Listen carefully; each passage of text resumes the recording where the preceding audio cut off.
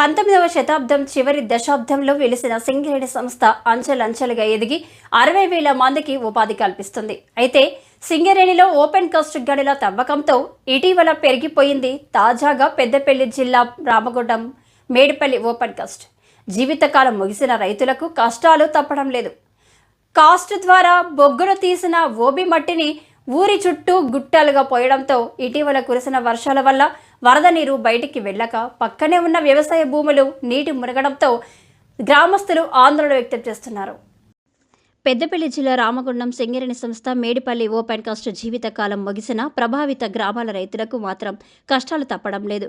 సింగరేణి ప్రభావిత గ్రామమైన లింగాపూర్లో పంట పొలాల్లో 2 సీజన్లో వరి పంట సాగు చేస్తున్నారు. అయితే అంతర్ పంటలుగా కూరగాయలను పండిస్తున్నారు. ఓపెన్ కాస్ట్ ఏర్పాటుతో 90% సాగు భూములను సింగరేణి సంస్థ సేకరించగా గ్రామ శివారులోని సుమారు 20 మంది రైతులకు చెందిన 50 ఎకరాల విస్తీర్ణంలో ప్రస్తుతం సాగు చేస్తున్నారు.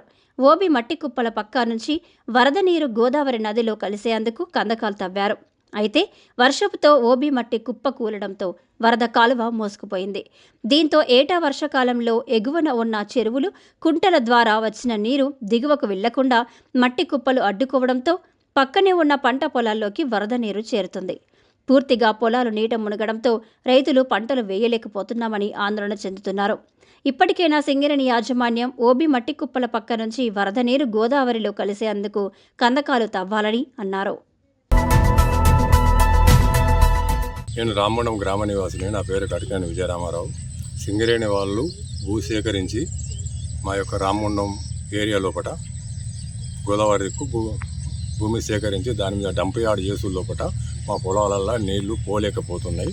ఇంతకుముందు పెచ్చేరు మొత్తం విలేజ్ మ్యాప్ ప్రకారంగా గోదావరిలో పడే కాలువ ఉండే ఆ కాలువ మీద వాళ్ళు మట్టి కోసు లోపల మా నీళ్లు పోకుండా పోతున్నాయి. అందరికేమో నీళ్ళు లేక చేస్తున్నారు, మాకు నీళ్లు ఉండి చేసుకోలేకపోతున్నాం. దానికి ఏమి వాళ్ళు అది ప్రయత్నం ఏమి చేయలేదు. దాని కాలువ కూడా తీయలేదు. తీసిన కాలువ కూడా సరిగ్గా ఏదో ఒక జాడ మందం తీసి వదిలిపెట్టారు.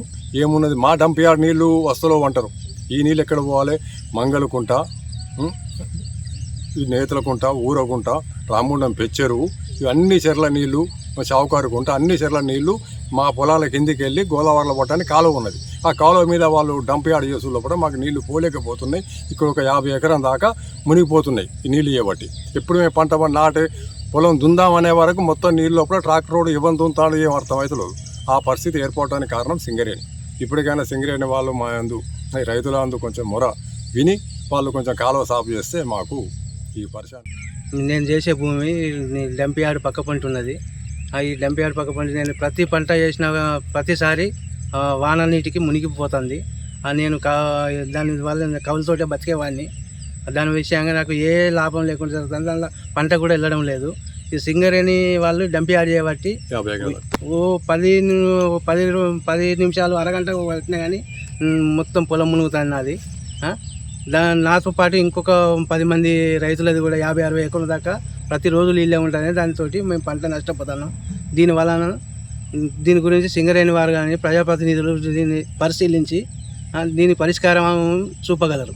ఈ పొలాలు చేయబట్టి ఆ కాలువ బాగా చెట్టు మడిసి నీళ్లు బయటికి వెళ్ళకుంటాయని సారసుగా చూపించినాం. మా పంటలు ఒకటి చేస్తలేడు, ముందుకు రమ్మంటే ఒకటి వస్తలేరు. పంట వండేమంటే వర్షాలు కొట్టినా నాశనం అవుతున్నాయి. మేము ఎట్లా బతుకుడు, మరి ఏం చేసుడు? మేము ఎవరైనా చేయమంటే చేస్తలేరు, మేము చేద్దామంటే నాశనం అవుతున్నాయి.